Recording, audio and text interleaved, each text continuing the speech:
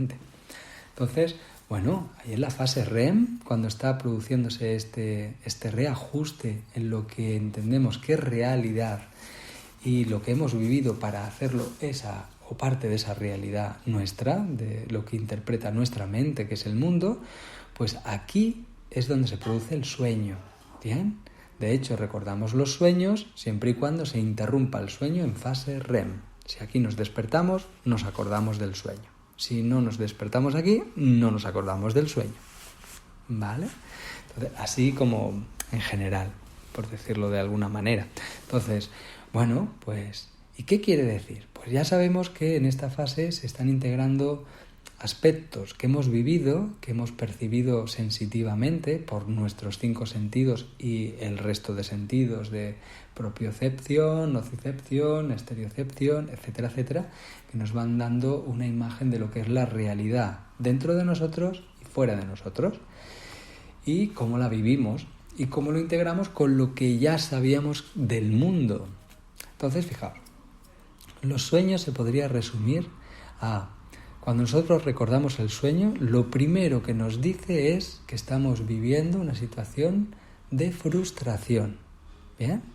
Es algo que estamos integrando, significa que si se necesita integrar en lo que ya conocíamos de realidad, nos ha producido una cierta impotencia o una cierta frustración. ¿Bien? No hemos entendido porque lo hemos vivido directamente y necesitamos entenderlo, necesitamos reintegrarlo. Esto que se suele decir de consúltalo con la almohada y luego lo verás de otra manera, pues esto es lo que está pasando. Los sueños están ligados el 100% de las veces a una frustración. Si la frustración está ligada a tiempo pasado, se llama tal cual frustración. Si la frustración está ligado a algo que no hemos conseguido todavía o algo que no ha pasado, se llama deseo, pero sigue siendo frustración. ¿Bien? Entonces, lo primero que vemos para interpretar el sueño primera cosa es que es un estado de frustración en el que algo no está ocurriendo como nos habría gustado, básicamente. ¿Bien? Y nos hemos sentido impotentes. ¿De acuerdo? Luego, que lo que ocurra en el sueño, aparezca lo que aparezca en el sueño, somos nosotros o es nuestra forma de interpretar la realidad. Es decir, que porque aparezca nuestra tía abuela a decirnos algo en el sueño, no es que ella haya venido a decirnos algo en el sueño, es algo dentro de nosotros, cómo interpretamos un aspecto de la realidad y que nuestra neurología ha relacionado con esa imagen de nuestra abuela, pero no es nuestra abuela que venga, de que haya muerto hace 20 años a lo mejor, no es eso, ¿bien?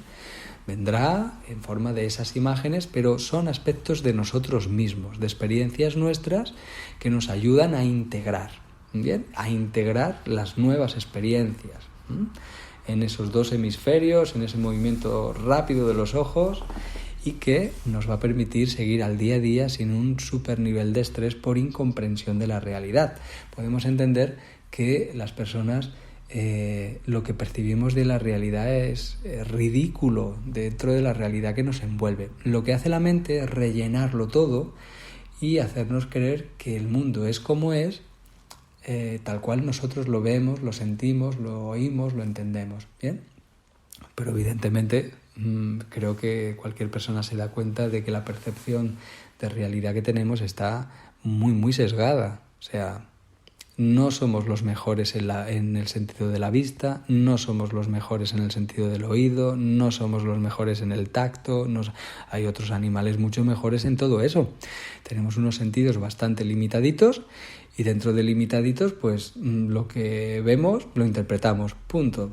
¿Bien? Y no quiere decir que lo que hayamos visto sea lo real, ni de cerca, ni que lo que hayamos oído sea lo que ha pasado, ni de cerca, ni que...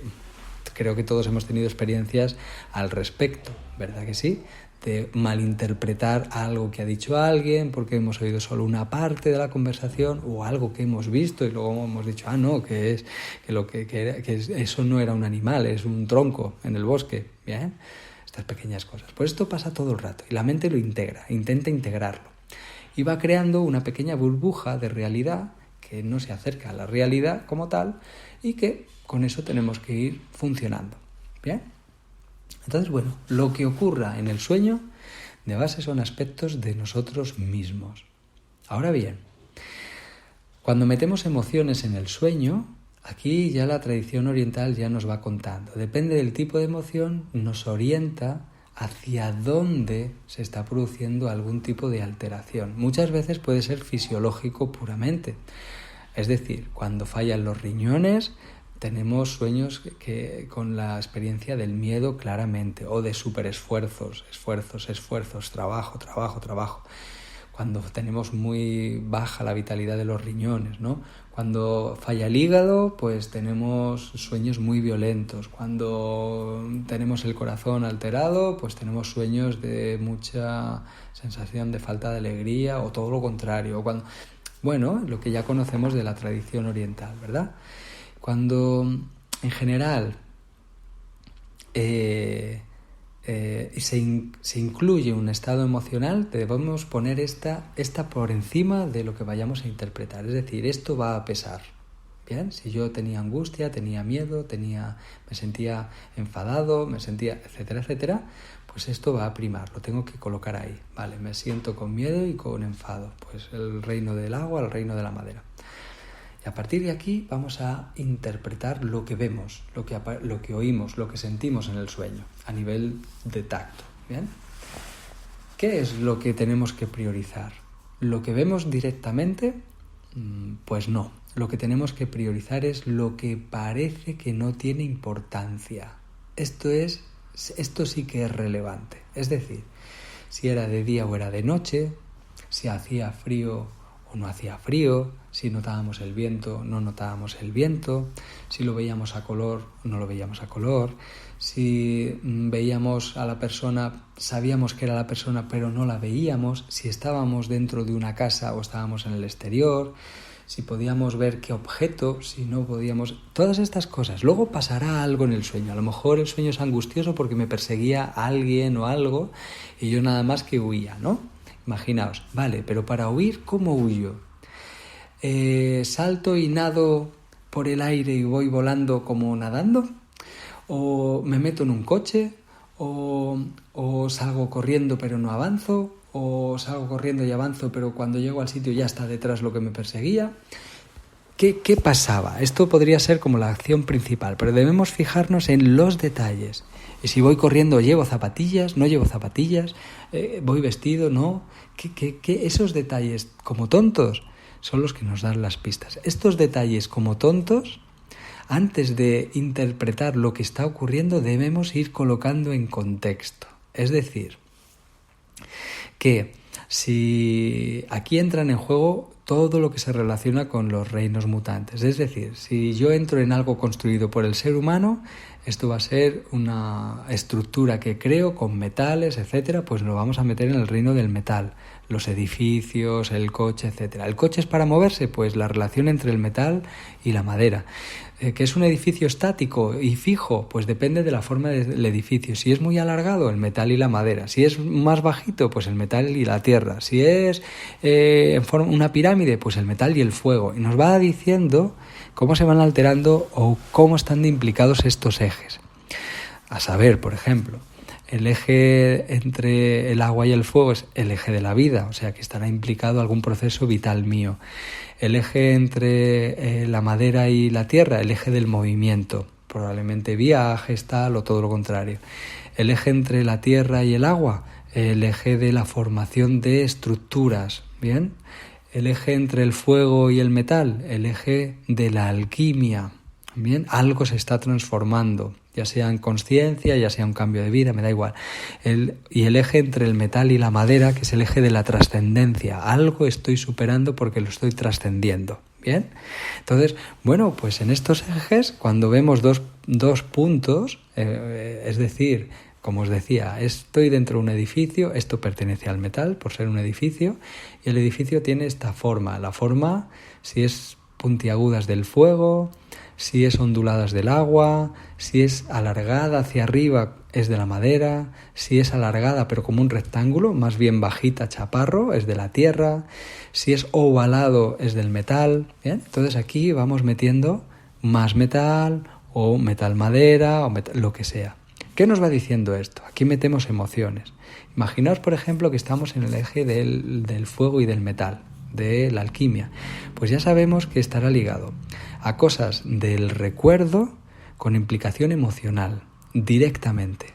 Entonces la persona nos dice, pues estaba en un edificio que era una pirámide y lo que ocurría es que veía allí una planta dentro de la pirámide. Todo era en blanco y negro menos la planta. Imaginaos, ¿no? Y solo he visto eso. ¿Qué significa? Pues mira, significa que hay algo dentro de lo que tú has vivido, en tus recuerdos, con una implicación emocional fuerte, y además tenemos al reino de la madera, en el que en algún momento, como la planta está viva, es como en algún momento tuviste que tomar una decisión y te quedaste allí, que no sabemos qué tipo de decisión tomaste. Aquí preguntamos, ¿qué emoción tenías tú? Pues era una sensación agradable. Vale, pues la decisión que tomaste fue una buena decisión y te ha llevado a donde estás ahora. Bien, entonces en ese recuerdo, en eso que viviste, que te implicaba emocionalmente, pues hubo que tomar una decisión. En lo que estamos diciendo esto, con la pirámide, todo lo que está viendo la persona que nos ha dicho, la persona ya cae en a qué nos estamos refiriendo. Ya no tenemos que interpretar más, ya su cerebro lo recuerda y se va para allá. Pues puede ser que fuera, y ya la misma persona se da cuenta de que es de lo que estamos hablando. Bien, no necesitamos entrar en el súper detalle, porque el detalle ya lo tiene la persona con la experiencia del sueño. Y al nosotros explicar estas pequeñas cositas es orientarles, como darle un faro para hacia dónde tenemos que llevar su recorrido de conexión neuronal para llegar a esto era lo que estaba pasando. Y esto es lo que te está diciendo el sueño, nada más, no está diciendo otra cosa. Ahora bien, recordamos que como tal situación de frustración, debemos saber que es una decisión que te resulta agradable, pero de alguna manera algo se quedó por hacer. Algo perdiste en esa toma de decisión. Y aquí le damos de lleno. Aquí la persona se da cuenta de que efectivamente tomó una decisión, pero para tomar un camino tuvo que abandonar otro camino. Muy lógico, ¿verdad? Insisto, que la persona lo va a ver directamente. Y se le van a poner los pelos de punta. Porque va a decir, madre mía, ¿cómo puedes haber interpretado eso de una pirámide, una planta y ya está, ¿no? Es como, bueno, pues, y aquí vamos tirando. Si es en color, depende de cuántos colores, porque a veces soñamos en monocromo, ¿no? Y vemos todo en color naranja y negro. Otras veces es blanco y negro. Otras veces no nos acordamos si era color o no era color. Otras, bien, blanco y negro, pues yin yang, nada más. Colores, pues los reinos. Si hay mucha gama de colores, los vasos maravillosos. Y a través de los vasos maravillosos ya podemos ligar, en base a lo que sabemos, cómo se relacionan esos vasos extraordinarios con los trigramas del I Ching, pues ya podemos irnos hacia allá, a cómo desde la calma del lago, la movilidad del trueno, el abismo del agua, la creatividad del cielo, etcétera. Ya ahí podemos tirar y ir poniendo esas pequeñas puntillas en el sentido de detalles, pinceladas, que van a ayudar a la persona a cada vez a entenderlo mejor. Bien. Entonces, bueno, pues puntos importantes. Yo os invito a practicarlo. Es decir, cuantos más datos de registro de cosas que pertenecen a los distintos reinos, es decir, a la madera, al agua, al fuego, a la tierra, al metal, cuantas más cosas podáis ubicar en reinos por la forma, por el color, por el sonido, por el olor, por todo, más fácil es después interpretar los sueños. ¿Bien? Porque es ir ubicando cosas y la relación que hay entre ellas y trasladarlo esto a algo que entienda la persona, que normalmente es más emocional, por decirlo de algún modo. ¿Bien? Entonces, ya está. A partir de ahí, todo va rodado. Entonces, es una herramienta buena.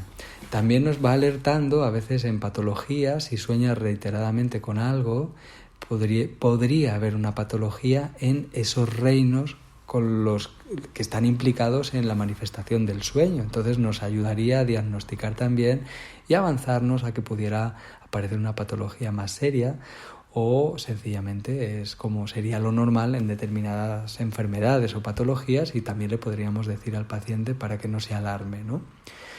Esta tarde ha venido una paciente que lleva un mes desde que ha tenido un sueño que le impactó tanto, que le afectó emocionalmente y le ha cambiado. Y tiene angustia desde que tuvo el sueño ese. Y no se la quita de encima la angustia. Entonces, bueno, pues el sueño no nos lo ha dicho, hemos podido ver cómo estaba por el pulso, no ha hecho falta que nos lo dijera, y hemos tratado